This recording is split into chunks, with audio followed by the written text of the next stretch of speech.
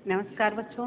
आज फिर से बीए फाइनल वालों को हिंदी साहित्य की गद्य विधाएं, आज का विषय आपका रहेगा हिंदी साहित्य की गद्य विधाएं में एकांकी। आज के गद्य विधा जैसा कि अगले वीडियो में आपका उपन्यास, कहानी, नाटक, निबंध हुआ, और आज का वीडियो है आपका एकांकी। एकांकी किसे कहते हैं? देखिए, ये भी जितना भी आपने देखा कि आधुनिक काल से ही सारी विधाओं की शुरुआत हुई है, जिसमें एकांकी भी आपका भारतेंदु युग से ही स्टार्ट है। जीवनी, बहुत सारी गद्य विधाएं जो हैं वो भारतेंदु युग से, आधुनिक काल से तो ये शुरू ही हुआ था, लेकिन भारतेंदु युग से इसका विकास हुआ है। अब देखिए, एकांकी कहते किसे हैं? एकांकी वह लघु नाटक रूप है जिसमें जीवन का कोई एक मार्मिक अंश मात्र एक अंक में चित्रित हो, वही एकांकी है। देखिए, वही एकांकी है। एकांकी वह लघु नाटक है। लघु नाटक मतलब छोटा नाटक है जिसमें जीवन का कोई एक मार्मिक अंश मात्र एक अंक में चित्रित होता है। जैसे कि बीए फर्स्ट ईयर में है एकांकी, आपने देखा होगा औरंगजेब की आखिरी रात, राम कुमार वर्मा की है, जिसमें औरंगजेब जो है एक रात के बारे में अपना जो पूरा जीवन का लेखा जोखा है वो अपनी बेटी जीनत से उसका वर्णन करता है।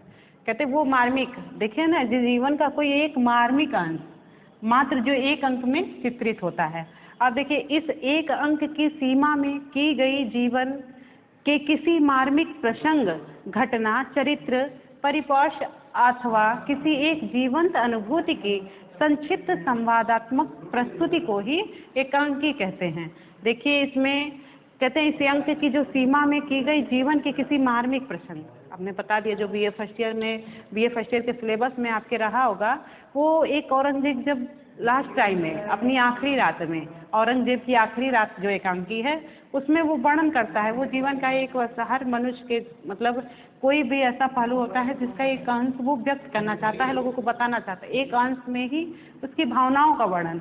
यहाँ पे वही कहा गया है कि इस एक अंक की सीमा में जो जीवन के जो मार्मिक प्रसंग है वो घटना या चरित्र या परिपाश अथवा किसी एक जीवंत अनुभूति की संक्षिप्त संवादात्मकता प्रस्तुति को ही एकांकी कहते हैं। यहाँ पे एकांकी आप समझिए। देखिए, पहले शुरू में जो था निकाल के भारतेंदु युग के कवि है जो भारतेंदु, उनकी जो है वैदिकी हिंसा हिंसा न भवती, इसको भी पहला एकांकी माना गया था।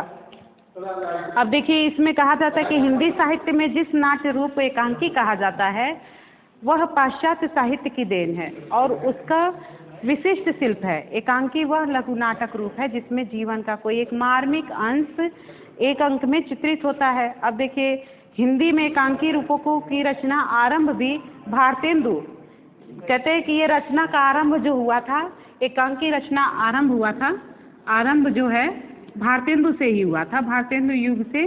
और भारतेंदु की माना जाता है कि भारतेंदु, कई कवियों ने माना है कि भारतेंदु का जो रचना है वैदिकी हिंसा हिंसा न भवती, इसको माना गया है। लेकिन इसके बाद इसको कहते हैं कि यद्यपि यह 3 अंकों का नाटक था, पर यह अंकों में घटित व्यापार की अति सूक्ष्मता इन अंकों के अस्तित्व की व्यर्थता सिद्ध कर देती है। इन अंकों को आसानी से दृश्यों में परिणित किया जा सकता है। इसी प्रकार उसका नल देवी भी एकांकी भी कहा जाता है। इसी प्रकार उनका जो है एक नल देवी, जो भारतेंदु जी का एक दूसरा एकांकी है नल देवी, नल देवी एक है इनका वैदिक हिंसा न भवती और दूसरा है नल देवी। और इसमें कहते हैं कि भारतेंदु पर संस्कृत के प्राचीन नाटकों की परंपरा का प्रभाव कम नहीं था, इसलिए इस युग के नाटकों में एक और संस्कृत के प्राचीन रूपक एकांकियों जैसे भाव, प्रहसन, व्यायोग इत्यादि, दूसरी ओर जन समाज में प्रचलित रास पद्धति के अनुकरण की प्रवृत्ति मिलती है। आप देखिए, भारतेंदु युग के प्रसिद्ध एकांकी रूपकों में भारतेंदु के जो नील देवी, बालकृष्ण भट्ट, आप देखिए एक तरफ से हम पहले जो पहली गद्य विधाएं पढ़ाए थे आपको उपन्यास में जितने भी देखिए भारतेंदु युग के कवि हैं, लाइन से बताते 7 कवि और कई कवि हैं, सबने मतलब जो लिखा है, जिस रचना लिखी है भारतेंदु युग के कवि, इसलिए हमने लिख दिया कि आपको जानकारी होना चाहिए कि भारतेंदु युग के ये कवि। कभी कभी ये पूछता है कि ये कवि किस काल के कवि हैं या किस युग के कवि हैं, तो इसमें आप पता लगा लेंगे कि कौन है। जैसे भारतेंदु युग, किसके नाम से पड़ा था? भारतेंदु युग भारतेंदु हरिश्चंद्र के नाम से। फिर इसके बाद द्विवेदी युग है जो महावीर प्रसाद द्विवेदी के नाम से पड़ा। और महावीर, इन लोगों में कितने, जैसे इनको पहला था जो भारतेंदु युग था उसे नवजागरण काल कहा गया और द्विवेदी युग को सुधार काल कहा गया। द्विवेदी युग में कहते हैं कि सुधार काल है। भारतेंदु युग के कौन कौन से कवि थे? बालकृष्ण भट्ट थे, राधाचरण गोस्वामी, राधा कृष्ण दास और भारतेंदु हरिश्चंद्र ही हैं। जैसे कि उनकी कुछ रचनाएं हैं कि बालकृष्ण भट्ट के कलिराज सभा इनकी एकांकी है। बाल विवाह, रेल का बिकट खेल, ये किसका है? बालकृष्ण भट्ट का। ये भारतेंदु युग के कवि है ना। अब है प्रताप नारायण मिश्र का जो एकांकी है कलि कौतुक और भारत दुर्दशा, और लाला श्रीनिवास दास के प्रहलाद चरित्र, और रुद्रत शर्मा के स्वर्ग में सब्जेक्ट कमेटी, और फिर पाखंड मूर्ति या पूर्व सन्यासी बद्री नारायण चौधरी भारत सौभाग्य, और राधा कृष्ण दास के दुखिनी बाला और अंबिका दत्त व्यास के भारत सौभाग्य नाटक, और काशीनाथ खत्री के सिंधु देश की राजकुमारियां व गुन्नौर की रानी, तथा राधाचरण गोस्वामी के सती चंद्रावती और अमर सिंह राठौर की गणना की गई है। जैसे भारतेंदु युग के सभी कवियों के नाम आ जाते हैं, क्रम से आ जाते हैं। अब इसमें आप अगर एक विधा में आपने लिख लिया कि ये कवि हैं, भारतेंदु युग के इतने कवि हैं, इन्होंने ये उपन्यास लिखा, ये कहानी लिखा, ये नाटक लिखा और ये एकांकी लिखा। आप क्रम से समझ जाएंगे कि इनकी कौन सी नाटक था और कौन एकांकी इन्होंने लिखा है, कौन से उपन्यास लिखे हैं और ये किस युग के कवि हैं। ये बिल्कुल कंफर्म हो जाएगा। जैसा कि एक बार हमने बताया कि कौन से भारतेंदु युग के कवि हैं। अब इन्हीं लोगों से जब इसका स्टार्ट हुआ था, आधुनिक काल के भारतेंदु युग से ही शुरुआत होती है, तो वहीं के कवि जब शुरुआत तभी मानी जाती है जब उसके विषय में रचना शुरू हो जाती है एकांकी। यहाँ तक कि देखा कि एकांकी जो है वो ज़्यादा फल फूल नहीं पाई, जिस हिसाब से उपन्यास, कहानी और नाटक चलता रहा, लेकिन जो एकांकी है वो थोड़ा सा सीमित रह गई थी, बहुत कम लिखा गया था।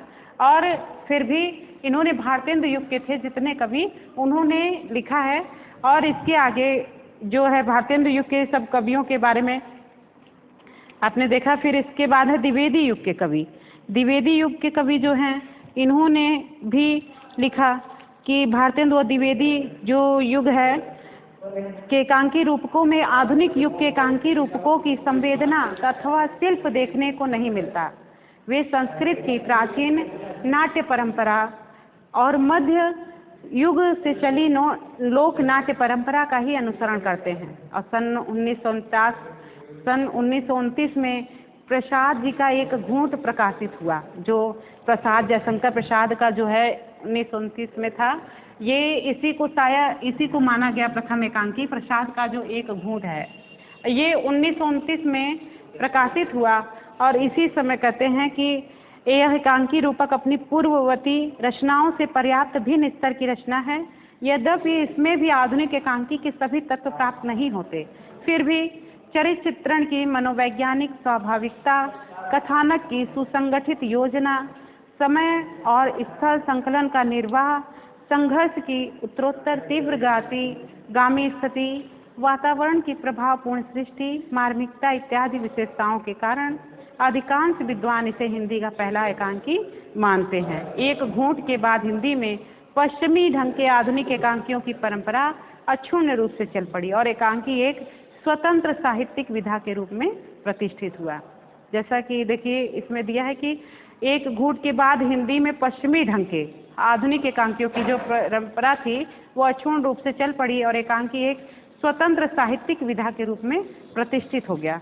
अब एकांकी लेखन के क्षेत्र में डॉक्टर रामकुमार वर्मा और भुवनेश्वर के आगमन से उनका स्वरूप क्या हुआ, एकदम बदल गया। जब रामकुमार वर्मा और भुवनेश्वर, इसके बाद जो है एकांकी का कहते हैं कि एकांकी में जो है पहला एक घूंट जो प्रसाद का माना गया था, एक घूंट को कई विद्वानों ने ही इसको पहले एकांकी माना। किसी ने रामकुमार वर्मा की बादल की मृत्यु को माना। और इनकी दूसरी रचना है एकांकी है पृथ्वीराज की आंखें। जैसा कि देखा जाता है कि एकांकी लेखन के क्षेत्र में डॉक्टर रामकुमार वर्मा और भुवनेश्वर के आगमन से उसका स्वरूप एकदम बदल गया। उसमें नवीन शिल्प का आकर्षण परिधान तो आया ही, बौद्धिक जिज्ञासा, आंतरिक संघर्ष की व्यंजना, मनोविश्लेषण, हास्य व्यंग्य की फुलझड़ियाँ और जीवन यथार्थ के चित्रण की प्रवृत्ति, किसी समस्या के समाधान का हार्दिक प्रयास इत्यादि विशेषताओं का भी समावेश हुआ। जब रामकुमार वर्मा और भुवनेश्वर के आगमन हुआ, एकदम जैसे ही भुवनेश्वर और रामकुमार वर्मा आए, जो एकांकी का जो स्वरूप था वो बिल्कुल ही क्या हुआ, बदल गया। इसमें देखिए, डॉक्टर रामकुमार वर्मा ने सन 1929 में अपने प्रथम एकांकी बादल की मृत्यु की रचना की और सन 1935 में उनका प्रथम एकांकी संग्रह जो था, ये एकांकी संग्रह है पृथ्वीराज की आंखें। ये इनका रामकुमार वर्मा का जो है एकांकी संग्रह है पृथ्वीराज की आंखें।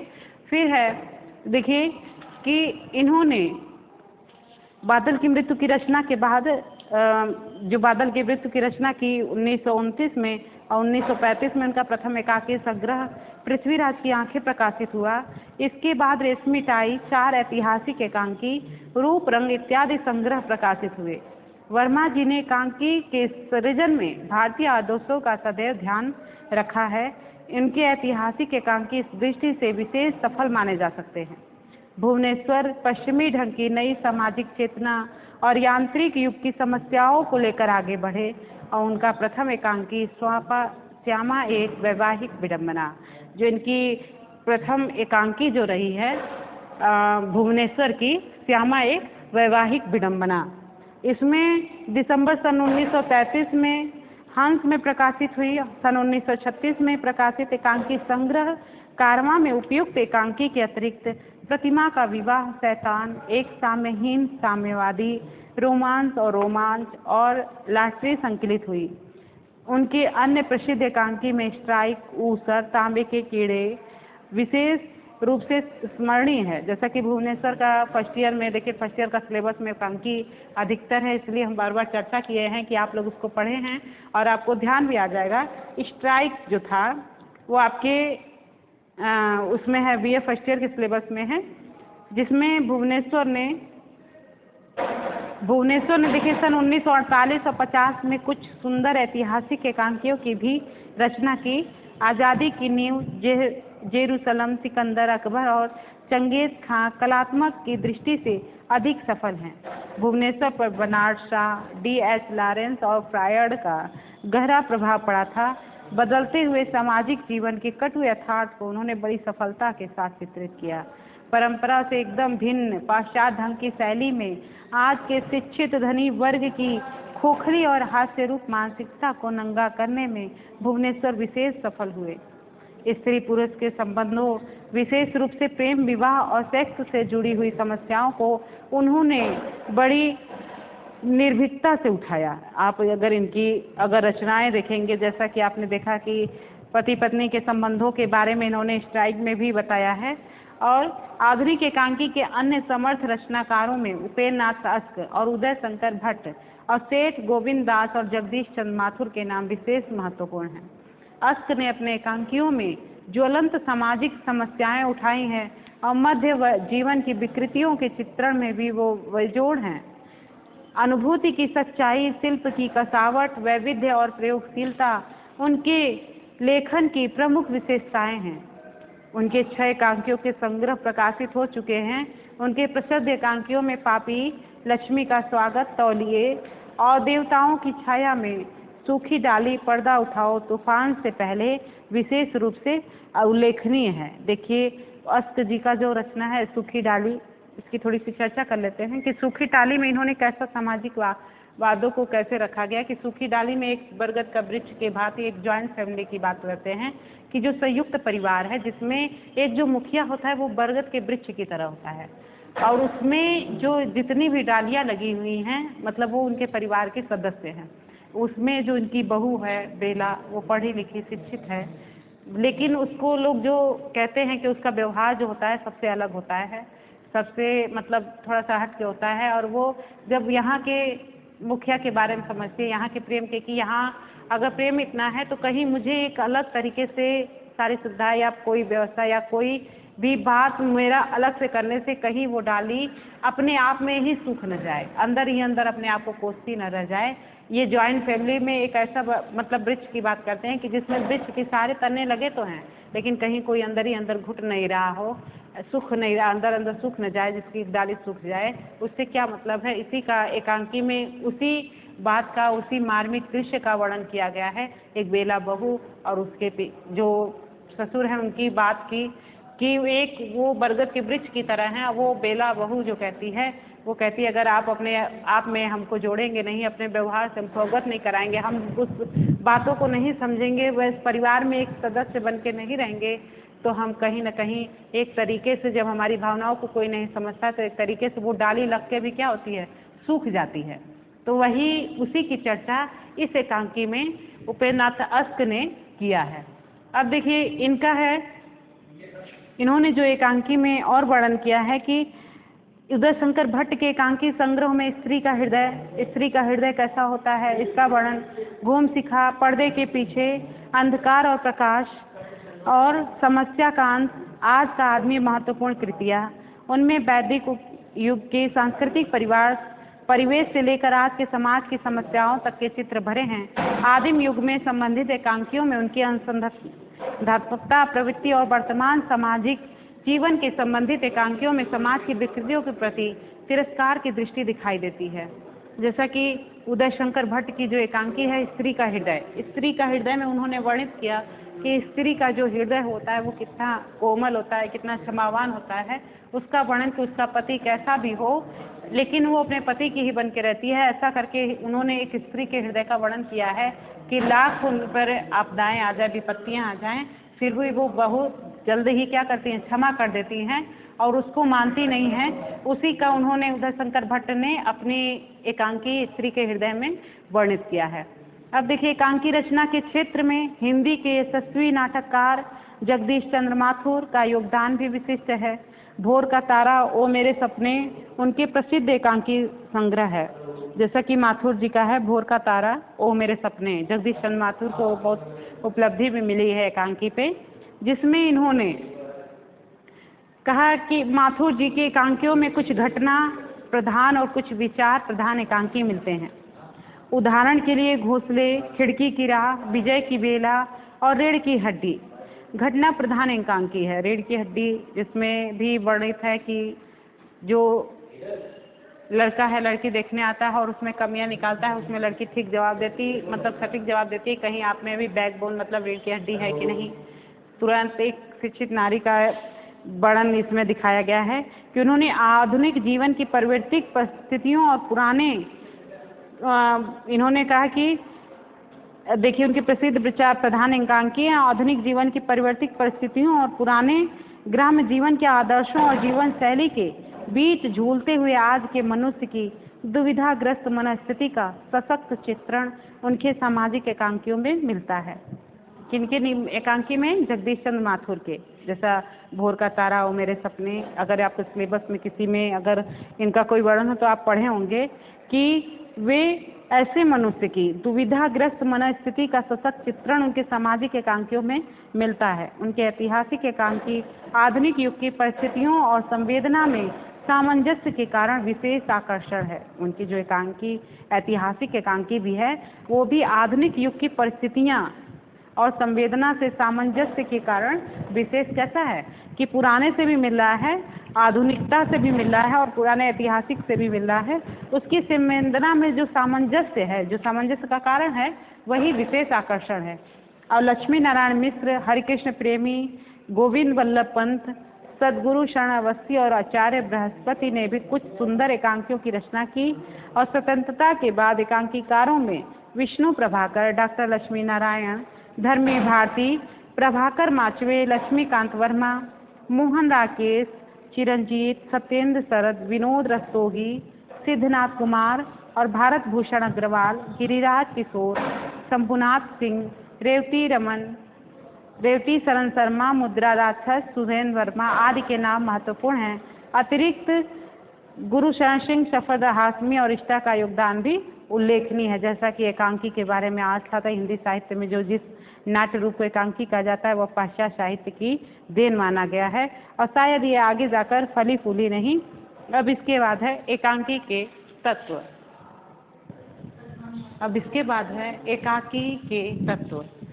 अब इसमें जो एकांकी पढ़े थे उस एकांकी के तत्व देखिए। एकांकी के तत्व क्या होना चाहिए? पहला, कथा वस्तु कैसा रोचक होना चाहिए, कौतूहल होना चाहिए, जिज्ञासा होनी चाहिए, आपकी जो कथा वस्तु होनी चाहिए, जो एकांकी हमने मतलब लिया है वो कैसा होना चाहिए, रोचक होना चाहिए, जिससे पाठक और जो देखने वाले हैं वो कैसा उसके प्रति उनके कौतूहल हो और जिज्ञासा उनके मन में हो, ऐसा ही कथा वस्तु, ऐसी कथा होनी चाहिए। पात्र एवं चरित्र चित्रण संख्या सीमित हो, क्योंकि आप देखते हैं एकांकी में एक अंक में सीमित हो, इसमें संख्या बहुत ज़्यादा नहीं होगी, संख्या कैसी होगी, सीमित होगी, कम होगी। और चयन में सतर्कता, चयन में सतर्कता होगी। चयन जो किया जाता है, जैसे हम किसी को अभिनय करने के लिए देते हैं, कोई नाटक या एकांकी चाहे जिसमें भी है, जब हम अभिनय के लिए जो पात्र चुनते हैं उसमें सतर्कता बरतनी चाहिए। कहीं लक्ष्मीबाई का कह रहे हैं, रानी लक्ष्मीबाई का एकांकी चल रहा है, उनके बारे में कर रहे हैं, और जो रानी लक्ष्मीबाई की जो आवाज़ है बिल्कुल ऐसी डरी सी सहमी सी आवाज़ हो, तो ऐसा नहीं होगा। देखने में बहुत मरीज टाइप का कोई हो या बहुत बीमार टाइप का हो, ऐसे पात्र को ले लिया जाए तो इसका भी बहुत बड़ा असर होता है। इसीलिए इसमें चयन में क्या होना चाहिए, सतर्कता होनी चाहिए। और संवाद या कथोपकथन, संवाद जो कथोपकथन है, जो बोलना है, इसमें क्या होगा, संक्षिप्त मतलब छोटे में होना चाहिए, सजीवता होनी चाहिए मतलब कम हो लेकिन वो क्या हो, पूर्ण हो, उस सरसता होनी चाहिए। परिस्थिति अनुसार बदलाव, और परिस्थिति अनुसार कब क्या कहना है उस हिसाब से बदल देना चाहिए। संक्षिप्त मतलब छोटे में होना चाहिए, बात में, और सजीवता मतलब होता है कि बात में दम होना चाहिए, कम हो लेकिन ठीक ठाक हो। सरसता होना चाहिए, जिसको सुनकर जितने भी पाठकगण हैं वो क्या है, सरसता मतलब अच्छा महसूस करें। देश काल वातावरण हो, देश काल परिस्थिति, वेशभूषा, भाषा और वातावरण, ये जो देश काल परिस्थिति के अनुसार जो एकांकी होना चाहिए। कहीं ऐसा ना हो कि देश काल कैसा है और वहाँ की जो वेशभूषा, जैसे दिया वेशभूषा कि आप राजस्थान में वेशभूषा कैसे पहनते हैं, अगर आप पुराना मतलब कि महाराणा प्रताप पे लिख रहे हैं या फिर किसी पे लिख रहे हैं तो उनको वेशभूषा पैंट शर्ट पहना दिया जाए, अंग्रेजों की टाइप का कपड़ा पहना दिया जाए या फिर कैसा भी, तो वो बहुत असर करता है। क्योंकि हम जिसके बारे में एकांकी लिख रहे हैं, जिसके बारे में हम एकांकी प्रस्तुत कर रहे हैं, वो जो राजा है, कहाँ का राजा है, किस देश का है, वहाँ की वेशभूषा क्या है, उसके अनुसार उसको तैयार करना चाहिए। भाषा मतलब वो कहाँ का राजा था, राजस्थान का था, गुजरात का था या कहीं का बिहार का था, तो वहाँ की भाषा में ही होना चाहिए, क्योंकि वहाँ की भाषा में उनका थोड़ा सा भी जरूर वर्णन होना चाहिए। वातावरण होना चाहिए, वहाँ के वातावरण का वर्णन होना चाहिए, जैसा कि एकांकी में जहाँ की एकांकी हो जिसका वर्णन हो। भाषा शैली ओजपूर्ण, सरल, सरस, पात्रानुकाल वातावरण के अनुसार हो। भाषा शैली कैसी होनी चाहिए, ओजपूर्ण होना चाहिए। किसी राजा या किसी रानी की, महारानी का भी अगर हम कर रहे हैं वर्णन तो उनकी आवाज़ में जो है वो कैसा होना चाहिए, आवाज़ उनकी में ओज होना चाहिए, तेज होना चाहिए, जिससे लगे कि वो वहाँ के राजा हैं और रानी हैं। ऐसा अगर उनके बात में ओज नहीं दिखेगा, सरलता नहीं दिखेगी, ओजपूर्ण सरल व्यवहार, कि वो कहाँ के राजा थे, कैसे राजा थे, वो कहीं सैनिक तो नहीं थे, उस अनुसार अभिनय करना होता है। इसमें पात्रानुकूल वातावरण के अनुसार, जैसा पात्र है उसके अनुसार भी उसकी वेशभूषा और उसका रहन सहन होना चाहिए और उसकी भाषा भी वैसी होनी चाहिए। उद्देश्य क्या होना चाहिए, एकांकी का जो प्रमुख उद्देश्य है वो साफ साफ झलकना चाहिए, मतलब एकांकी कहना क्या चाहता है वो साफ साफ दिखना चाहिए, एकांकी में किस चीज़ का बयान कर रहा है। जैसे एकांकी है औरंगजेब की आखिरी रात, तो इसमें जो है औरंगजेब की आखिरी रात में क्या है, इस पे प्रकाश डालना है कि उन्होंने आखिरी रात में क्या वर्णन किया है, वो क्या कहना चाहते हैं, इसी का वर्णन। की एकांकी का प्रमुख उद्देश्य साफ साफ क्या होना चाहिए, दिखना चाहिए। जो हम एकांकी लिख रहे हैं, जिसको हम प्रस्तुत कर रहे हैं, उसकी कहानी क्या है, वो साफ साफ दिखना चाहिए। रंगमंचीयता एवं अभिनेता, जो रंगमंचीयता अभिनेता है वो रंगमंच के अनुकूल दृश्य, जैसा रंगमंच हो उसके अनुकूल दृश्य दिखाना चाहिए।